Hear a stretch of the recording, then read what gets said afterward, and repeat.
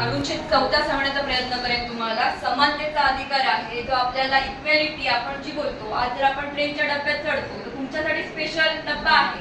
तुम्ही पुरुषांच्या डब्यात चढू शकता पण पुरुष तुमच्या डब्यात चढू शकतात का? का दिलेला आहे? कोणी अधिकार दिलाय तुम्हाला? हा संविधानाने दिलेला आहे ना.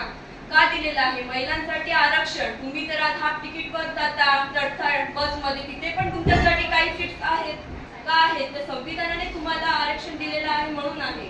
जर तुम्ही आज कॉलेजमध्ये गेला तर कॉलेजमध्ये पण तुमच्या जागा रिझर्व आहेत. तुम्ही एका बीएमसी ऑफिसमध्ये पुरुष पण तिथे समान काम करतोय आणि महिला पण तिथे समानच काम करते.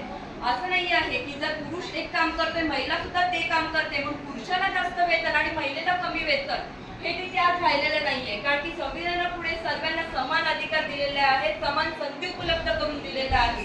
जो भारतीय संविधानाचा आत्मा म्हणजे आर्टिकल 21 जो प्राप्ती मॅडमने आता सांगितला, त्याच्यामध्ये आपल्याला जगण्याचा अधिकार. जगण्याचा अधिकार म्हणजे काय हो? जे तुम्ही चांगल्या वातावरणामध्ये जगता. जगण्याचा अधिकार म्हणजे काय? ते चांगलं शिक्षण तुम्ही घेता. जगण्याचा अधिकार म्हणजे काय? की तुम्ही आज स्वातंत्र्यपूर्ण आणि निर्भयपणे बाहेर फिरता. हा तुमचा आम्हा सर्वांचा जो अधिकार संविधानाने आपल्या सर्वांना दिलेला आहे, तो आज आपण सर्व अधिकार उपलब्ध आहेत आपल्याला, म्हणजे आपण ते जगू शकतो. तुम्ही आज इथपर्यंत आला, तुम्ही कोणाची परमिशन घेऊन आलात का? तुम्ही घरात सांगून आला असाल की आम्ही इथे कार्यक्रमाला चाललोय. कशा कुठल्या फ्रीडमने तुम्ही आलात? संविधानाचे अधिकार आहे तुम्हाला दिलेले आहेत, त्याच्यानुसार तुम्ही आलेला आहात. आज इथे तुम्ही काय एक जातीचे म्हणून आलेला आहात का? सर्व एक जात बीत काही न बघता आलेला. सर्व जातीची धर्माची माणसं इथे असतील, वेगवेगळ्या जातीची असतील. का आलेले आहात? कारण की आपण लिंग, जात, भाषा आपण कोणाचाही विचार न करता सर्व एकत्र संविधानासमोर आपण सर्व समान आहोत म्हणून आपण इथे आलेले आहोत.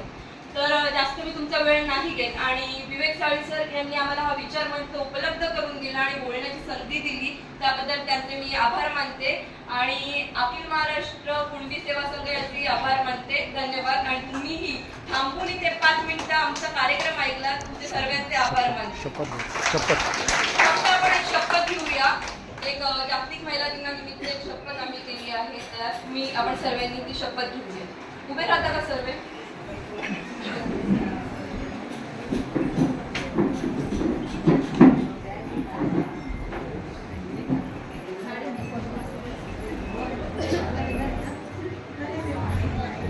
सगळ्यांनी पाठी बोलायचं. मी शब्द उच्चारण करेन, तुम्ही पाठी बोला. जागतिक महिला दिनाच्या निमित्ताने मी अशी शपथ घेते की मी महिलांचा सन्मान करेन आणि कुणालाही महिलांचा अपमान करून देणार नाही. महिलांचा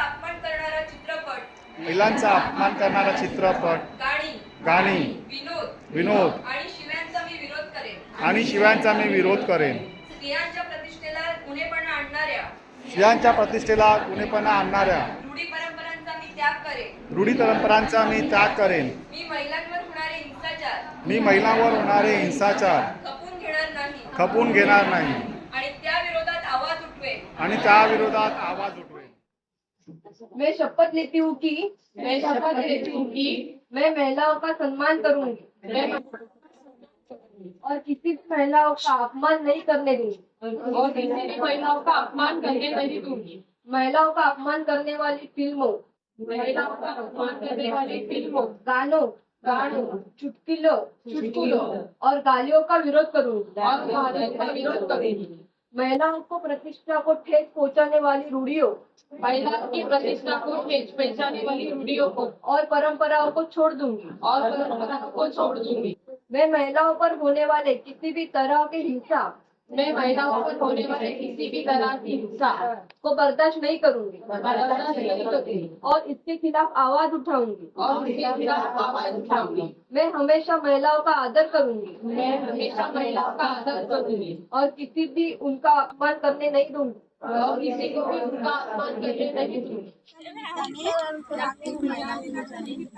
मी अशी शपथ घेते की मी महिलांचा सन्मान करेन आणि कुणालाही महिलांचा अपमान करून देणार नाही. महिलांचा अपमान करणाऱ्या चित्रपट, गाणी, विनोद आणि शिव्यांचा मी विरोध करेन. स्त्रियांच्या प्रतिष्ठेला उणेपणा आणणाऱ्या रूढी परंपरांचा मी त्याग करेन. मी महिलांवर होणारे हिंसाचार खपवून घेणार नाही आणि त्या विरोधात आवाज उठवेन.